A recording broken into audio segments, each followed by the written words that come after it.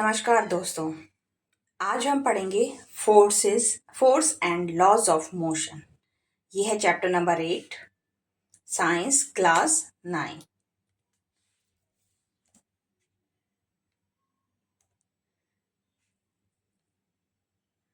सबसे पहले हम देखते हैं अंडरस्टैंडिंग द मोशन। तो मोशन क्या होता है? जैसे कि कोई भी ऑब्जेक्ट मूव कर रही है, दैट इज द मोशन। अब मोशन के कितने तरह होते हैं? Motion can be a uniform और नॉन यूनिफॉर्म। तो यूनिफॉर्म मोशन क्या होता है?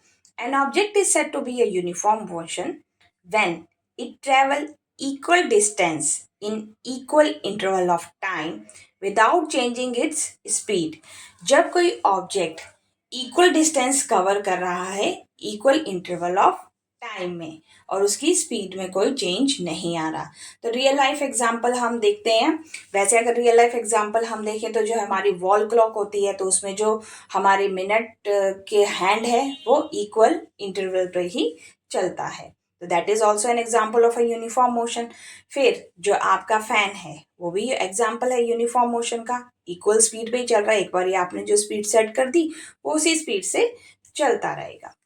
दूसरा और एग्जाम्पल्स जैसे हम देखते हैं कि अर्थ रिवॉल्विंग अराउंड द सन, जो हमारी अर्थ है सन के आसपास घूम रही है, तो वो भी एक यूनिफॉर्म मोशन का एग्जाम्पल है। और a train moving steadily on a straight track, एक ट्रेन जा रही है स्ट्रेट ट्रैक पे, तो यानी कि सेम मोशन पे वो चल रही है, राइट। तो यूनिफॉर्म मोशन मतलब जिसमें कि एक बारी जो स्पीड उसने पकड़ी है तो वो उसी स्पीड में चल रहा है, उसमें कोई उसका टाइम भी सेम कवर हो रहा है। अगर आपने 1 घंटे में 20 किलोमीटर कवर किया तो 2 घंटे में भी अगर आपने 20 किलोमीटर कवर किया, यानी कि आपकी स्पीड में कोई चेंज नहीं आया, तो उसे हम कहते हैं यूनिफॉर्म मोशन। दूसरा होता है non uniform motion. N object is in non uniform motion when it covers unequal distance in equal interval of time, means the speed keeps changing। यानी कि जब आप कहीं ट्रैफिक में फंस गए, राइट, 1 घंटे का टाइम आपको लगा, मगर वहां जहां पे आपने 20 किलोमीटर कवर करना था आपने हो सकता है 15 किलोमीटर कवर किया हो, राइट। तो अगर आप ट्रैफिक में फंस जाते हो तो वहां पे आप देखते हो कि आपको कितना टाइम लगता है अपने पर्टिकुलर डेस्टिनेशन पे पहुंचने में। दूसरा एग्जाम्पल अगर हम लें, बच्चे जब स्विंग पे खेलने जाते हैं तो स्टार्टिंग में जब आप उसे पुश करते हो स्विंग को, तो वो स्पीड फास्ट होती है, धीरे धीरे वो स्लो होने लग जाती है। That is also an example of a uniform motion. So motion किसकी वजह से होता है? What cause motion? आप चलोगे तभी जब आपके ऊपर कोई फोर्स अप्लाई करेगा। बॉल तभी मूव करेगी जब आप उसे हाथों से मारोगे या पैरों से किक करोगे, राइट। तो जब हम किसी चीज पे फोर्स अप्लाई करते हैं then that object is move. An object at rest move only when force is apply to it. कोई भी ऑब्जेक्ट अपने आप तो नहीं चलेगी जब तक आप उसे चलाओगे नहीं या फोर्स अप्लाई नहीं करोगे, वो ऑब्जेक्ट नहीं चलेगा। और an object in motion change speed और direction when force act on it. तो जब भी आप बॉल को किक करते हो तो उस पर आपने फोर्स लगाया, उसके ऊपर स्पीड आएगी और उसको एक डायरेक्शन मिलेगी, राइट। तो वो उस पर काम करेगा। According to Galileo and Newton revolutionize the understanding of motion. तो उन्होंने मोशन के बारे में बताया। तो यहाँ पे आप देख सकते हैं पिक्चर है कार की। कार चल रही है, ऑब्जेक्ट इज इन मोशन। क्यों? क्योंकि उसमें ड्राइवर बैठा है और उसने उसे स्टार्ट किया, और जिसकी वजह से अब उसकी स्पीड और डायरेक्शन दोनों ही चेंज हो रहे हैं क्योंकि उस पर फोर्स लग रहा है। नेक्स्ट आता है इंट्रोडक्शन टू फोर्स। फोर्स क्या होता है? Force a push or pull that change or tends to change the state of rest or motion of an object. किसी कोई ऑब्जेक्ट है जो कि रेस्ट पे है, जैसे आप रोड पे चलते हो या फिर आप स्कूल से घर आते हो, कई बार आपको रास्ते में स्टोन दिखाई दिया या बॉटल दिखाई दी तो आप उसे पैरों से किक करते हो, राइट। तो वो तो रेस्ट पे था, आपने उसे किक किया यानी कि आपने उसकी पोजीशन को चेंज कर दिया, रेस्ट से आपने उसे मोशन पे लगा दिया। सिमिलरली कोई बॉल है, फुटबॉल है, तो वहां पे पहले स्टार्टिंग में वो रेस्ट पे है, उसके बाद जैसे ही आपने उसे किक किया, धक्का मारा, राइट, तो उसकी पोजीशन चेंज हो गई, वो ऑब्जेक्ट किस में चला गया, मोशन में। अभी जैसे आप इस डायग्राम में देख रहे हो कि ये क्या कर रहा है कि इस वुडन ब्लॉक को धक्का मार रहा है या अपनी तरफ खींच रहा है, राइट। तो यहाँ पे क्या हुआ, फोर्स अप्लाई हो रहा है, जिसकी वजह से वो वुडन ब्लॉक या एलमीरा, कोई भी चीज जिसे आप धक्का मार रहे हो वो आगे जाएगा, या अपनी तरफ आप खींच रहे हो तो आपकी तरफ आएगा। तो आपने उस पर क्या लगाया, एनर्जी लगाई, फोर्स लगाया। तो फोर्स का इफेक्ट क्या होता है, force can move a stationary object. Force किसी भी जो ऑब्जेक्ट रेस्ट पे है उसे आप फोर्स की हेल्प से मूव कर सकते हो। दूसरा, it can stop a moving object. अब जैसे आपके सामने आप बैठे हो कहीं बेंच पे और बच्चे फुटबॉल खेल रहे हैं, तो वो आपके पास आई, तो आप उसे पैरों से रोकते हो, या जैसे भी अगर वो हाथों के रेंज तक है तो आप उसे रोकते हो, यानी कि फोर्स की हेल्प से हम किसी भी ऑब्जेक्ट को स्टॉप कर सकते हैं।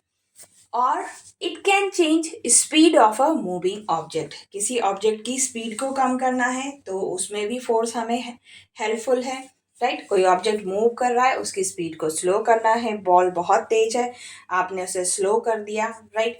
It can change direction of motion of an object, right. Object की डायरेक्शन आप चेंज कर सकते हो। बॉल आपकी तरफ आ रही थी, आपने पैरों से किक किया और डायरेक्शन उसकी नॉर्थ से वेस्ट की तरफ कर दी, राइट।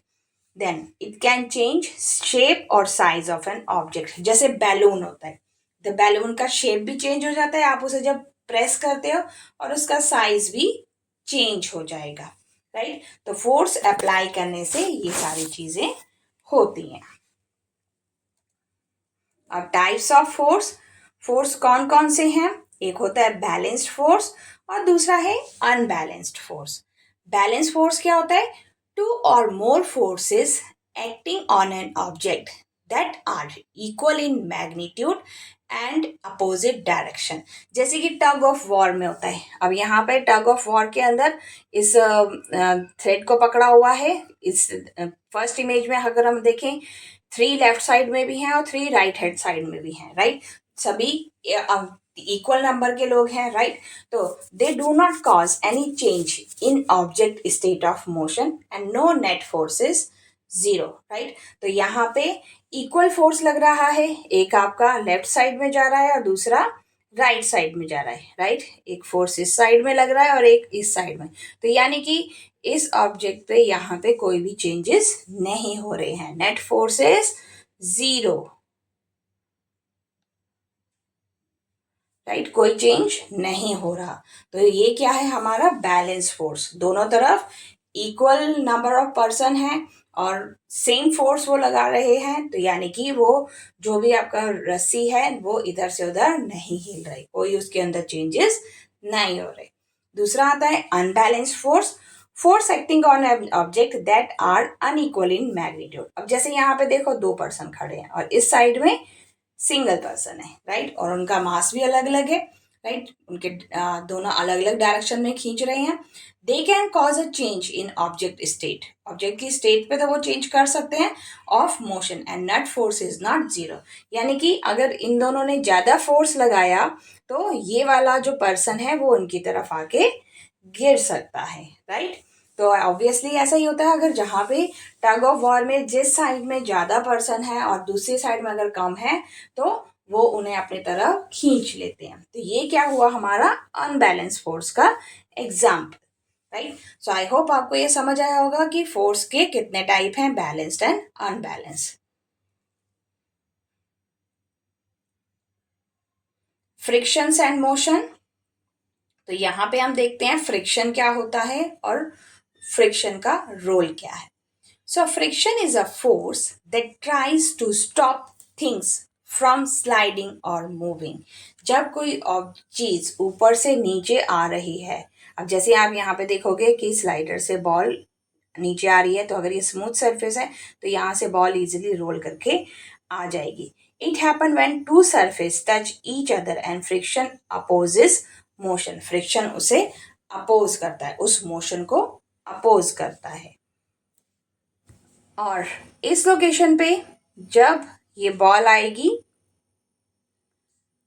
तो जैसे ही यहाँ से बॉल नीचे आई और उसके बाद वो इस जगह गई, तो यहाँ पे क्या है, हाइट ज़्यादा है, राइट। तो यहाँ पे बॉल को ऊपर मूव करने में थोड़ा सा ज़्यादा टाइम लगेगा क्योंकि यहाँ पे अपोजिट फोर्स लग रही है, राइट। स्लोप बना है, बॉल ऊपर जाने में थोड़ा सा ही बॉल ऊपर जाएगी, हो सकता है वो इतना ऊपर ना जा पाए क्योंकि वहाँ पे क्या लग रहा है, फ्रिक्शन। और यहाँ से ये जो फोर्स लगा ये अपोजिट डायरेक्शन में, फ्रिक्शन आपका इस साइड में है, फोर्स आपका इस साइड से लग रहा है, तो फ्रिक्शन जो है वो उसे अपोजिट मोशन के अपोजिट साइड में लगता है। इस साइड से मोशन हो रहा है, बॉल इस डायरेक्शन में जा रही है और फ्रिक्शन जो है वो रिवर्स डायरेक्शन में आ रहा है। तो सिमिलरली जब आप सपोज स्केट्स चला रहे हो तो स्केट्स में जब आप स्मूथ सरफेस पे चलाते हो, राइट, तो उस केस में तो स्केट्स आपके स्मूथ चलते हैं, बट जब आप उसी स्केट्स को एक रफ रोड पे चलाते हो तो वहां पे काफी फ्रिक्शन आते हैं, जो आपके व्हील्स हैं स्केट्स के वो प्रॉपरली वहां पे नहीं चल पाते हैं, राइट, क्योंकि जो आपके व्हील है वो तो है स्मूथ, राइट, व्हील जो है वो स्मूथ है और जो रोड है वो क्या है, वो काफी रफ है, तो यहाँ पे फ्रिक्शन ज्यादा है, आप उतनी स्पीड नहीं पकड़ पाओगे जितना आप किसी प्लेन सरफेस पे किसी बॉल को मूव कर सकते हो। अब सपोज ये बॉल है तो बॉल प्लेन सरफेस पे तो इजीली चली जाएगी, बट वहीं पे अगर वो सरफेस रफ है तो वहां पे बॉल को जाने में उसकी स्पीड धीरे धीरे रुकने लगेगी, वो इतना स्मूथ नहीं चलेगा क्योंकि बॉल आपकी इस डायरेक्शन में मूव कर रही है, फ्रिक्शन आपका इस डायरेक्शन से आ रहा है, अपोजिट डायरेक्शन से, राइट। ये है बॉल का मोशन, तो जिस डायरेक्शन में आपका मोशन होगा फ्रिक्शन जस्ट उसके अपोजिट होगा। So when you try to push, pull or slide something, friction act in opposite direction. जब आप किसी चीज को धक्का मारते, जैसे कि इस इमेज में देखोगे तो फोर्स ऑफ फ्रिक्शन आपका अपोजिट डायरेक्शन में है, आपने धक्का इस डायरेक्शन में मारा फोर्स, राइट, और मोशन उस डायरेक्शन में कर रहे हो और फ्रिक्शन आपका इस डायरेक्शन में आ रहा है, राइट। मोशन आपका इस डायरेक्शन में जा रहा है, फ्रिक्शन आपका अपोजिट डायरेक्शन से आ रहा है, फोर्स भी आपका इस डायरेक्शन पे है, राइट। तो यहाँ पे आपका क्या हुआ, फ्रिक्शन फोर्स, आपको ज्यादा ताकत लगानी पड़ेगी। अब ये एल्मीरा इस पर्सन के साइज के अकॉर्डिंग काफी बड़ी है और हैवी है, राइट, तो इसीलिए उसे ज्यादा ताकत लगानी पड़ रही है, ज्यादा फोर्स लगाना पड़ रहा है। So when you try to push, pull or slide something, friction acts in opposite direction to slow down or stop it. तो फ्रिक्शन उसे स्लो डाउन कर रहा है, स्टॉप कर रहा है।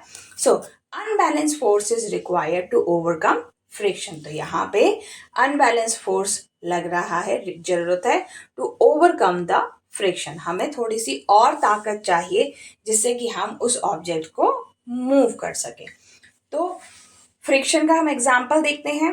वॉकिंग, जब आप चलते हो, friction between your shoes and the ground helps you walk without slipping, right. जैसे कि रेनी सीजन काफी होता है, रोड भी स्लिपरी होती है, कई जगह मडी होती है, तो वहां पे आपका स्लिप होने का ज्यादा चांस है, राइट। तो इसीलिए उस टाइम पे हम क्या पहनते हैं, ज्यादातर स्पोर्ट्स शूज पहनते हैं। क्यों, स्पोर्ट्स शूज के अंदर शूज में काफी गैप्स होते हैं, राइट, नीचे के सोल पे काफी गैप्स होते हैं जिससे कि आप स्लिपरी रोड पे फिसलने से बचते हो।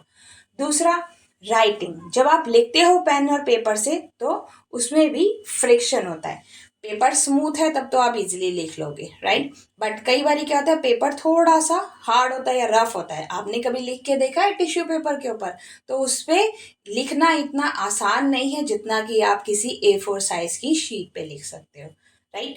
तो टिश्यू पेपर पे फ्रिक्शन ज्यादा है। इसी तरह से कार्डबोर्ड पे अगर आप लिखने की कोशिश करते हो तो वहां पे आपको थोड़ा ज्यादा जोर लगाना पड़ता है। क्यों, क्योंकि जो उसका सरफेस है दैट इज नॉट स्मूथ, तो वहां पे फ्रिक्शन लग रहा है।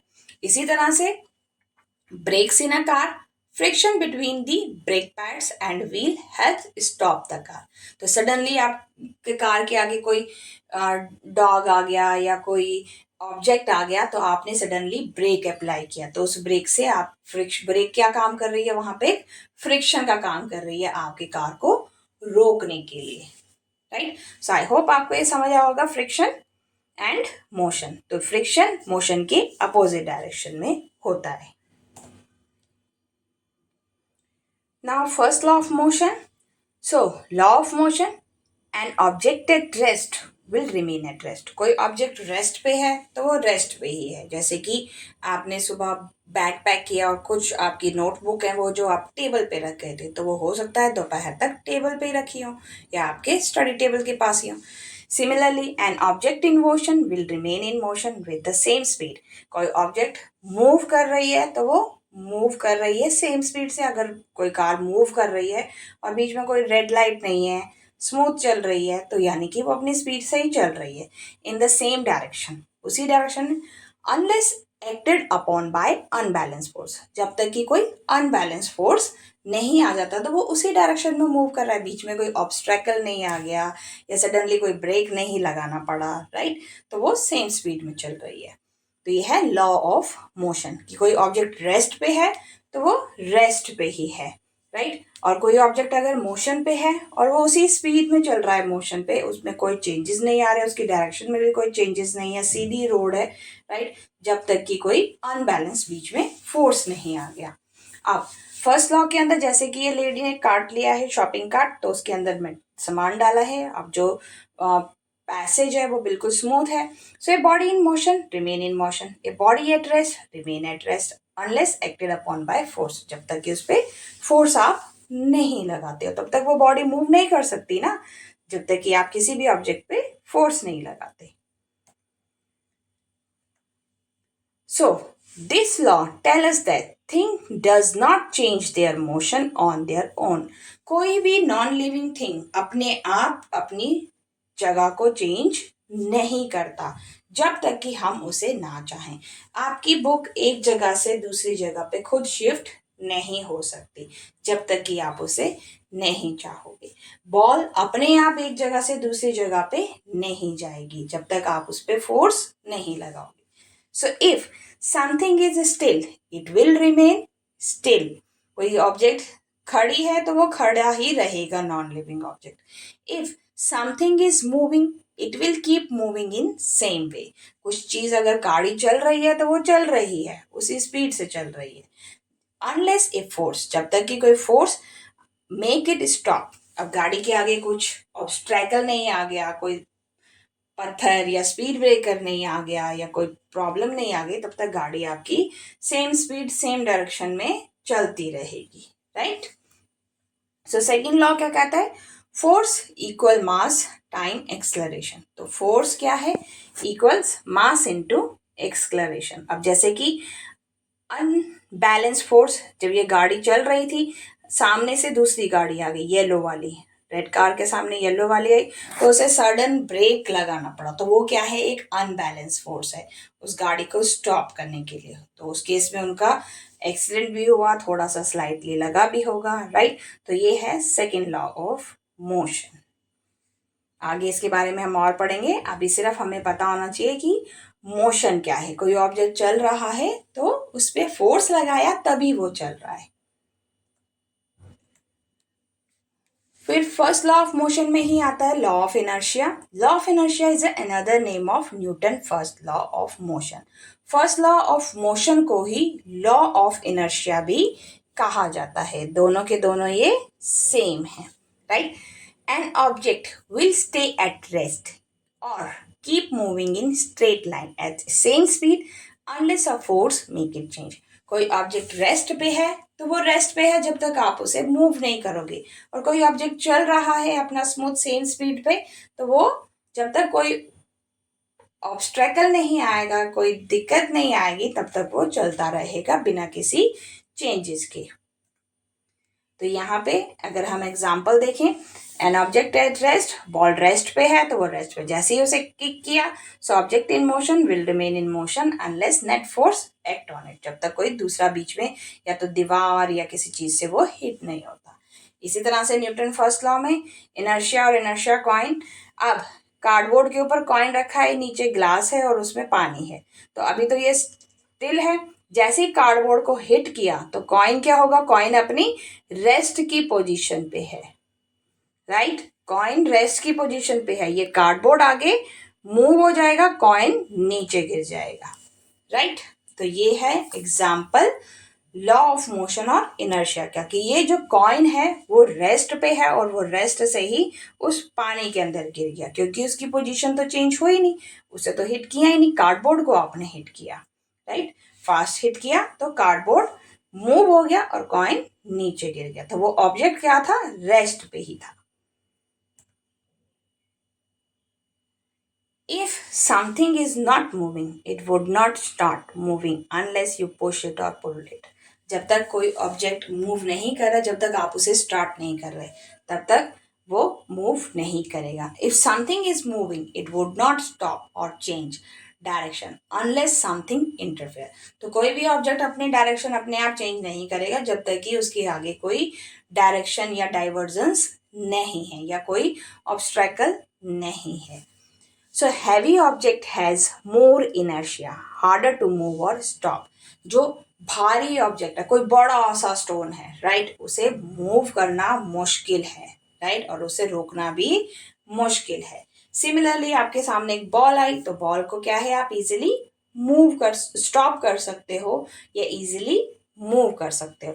सो lighter object has less inertia. Lighter object का कम इनर्शिया होता है, उसमें आपको कम ताकत लगानी पड़ती है उसे मूव करने के लिए। तो ये आपको याद रखना है, हैवी ऑब्जेक्ट मोर inertia, light object less inertia. अब देखते हैं मास और इनर्शिया का क्या रिलेशन है। Mass of an object means उस ऑब्जेक्ट का वेट कितना है, is measure in term of its inertia. तो उसे हम मेजर किससे करेंगे, इनर्शिया के फॉर्म में, इनर्शिया यानी कि उसके मोशन की फॉर्म में। A more massive object has more inertia. कोई बहुत भारी अलमारी है, अलमीरा है, या कोई बहुत बड़ा स्टोन है, तो उसमें ज्यादा इनर्शिया लगेगा, ज्यादा आपका ताकत लगानी पड़ेगी। Require a large force to change its state of motion. तो आपको उसे ज्यादा धक्का मारना पड़ेगा, ज्यादा फोर्स लगेगी, हो सकता है वो आपके फोर्स से हिले भी ना, तो आपको किसी और की हेल्प लेनी पड़े उस पर्टिकुलर ऑब्जेक्ट को मूव करने के लिए, राइट। जैसे कि आजकल हम देखते भी हैं कि कई जगह पे पहाड़ों पे लैंडस्लाइड होता है, तो क्या ह्यूमन बींग उन सारे पत्थरों को, स्टोन्स को उठा सकता है, नहीं, उसके लिए उन्हें बड़ी बड़ी मशीन्स, क्रेन्स और बहुत सारा लेबर फोर्स भी चाहिए, राइट। तो सिंगल पर्सन इतना सारा काम, इतनी हैवी चीजों को लो उठा नहीं सकता। So mass is the amount of matter in an object. तो मास किस पे डिपेंड करता है, उस ऑब्जेक्ट के भार के ऊपर, मैटर ऑफ एन ऑब्जेक्ट, वो ऑब्जेक्ट कैसा है। अब बॉल है, बॉल में क्या होती है, हवा भरी होती है, वैक्यूम है, राइट।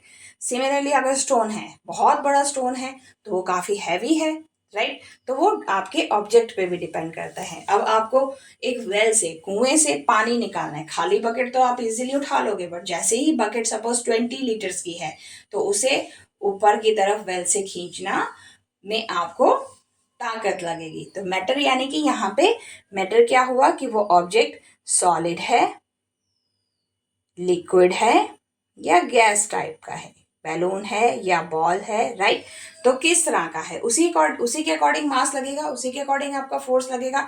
अब क्या आप बैलून को जोर से फुटबॉल की तरह किक करते हो, नहीं, फुटबॉल का अपना थोड़ा वेट होता है, बैलून का तो इतना नहीं है ना, आपको पता है बैलून अपने आप ही हल्के से किक पे भी बैलून ऊपर उड़ जाएगा, right. So it's measure in kilogram, grams, ETC. तो मास जो है वो जनरली किस पे मेजर होता है, किलोग्राम्स, ग्राम्स में। The more mass of an object है, किसी ऑब्जेक्ट का बहुत ज्यादा मास है, has more inertia. For example 100 kg का कोई ऑब्जेक्ट है, तो क्या आप उसे फर्स्ट टाइम जब पुश करोगे तो आप उसे इजीली मूव कर सकते हो, नहीं, आपको उसे ज्यादा फोर्स लगाना पड़ेगा। Force means more force, more inertia. Right? And more inertia. Heavy object like truck is harder to start or stop. तो जो हैवी ऑब्जेक्ट है जैसे कि ट्रक है, उसे मुश्किल होता है स्टार्ट करना भी और स्टॉप करना, उसे ज्यादा इनर्शिया लगता है। And object like football easy to move or stop, has less inertia, right. So mass and inertia directly proportional है, ये एक दूसरे के प्रपोर्शनल है। More mass more inertia, less mass less inertia, right. More mass है तो ज्यादा force लगाओगे, ज्यादा ताकत लगाओगे उसे धक्का मारने के लिए, यानी कि यहाँ पे ताकत लगी आपकी, मोर इनर्शिया। लेस मास, फुटबॉल है, हल्के से किक पे, बैलून है, हल्के से फिंगर की, एक फिंगर पे भी बोर्ड जाएगा तो लेस इनर्शिया। तो जैसे कि यहाँ पे आप देख सकते हैं कि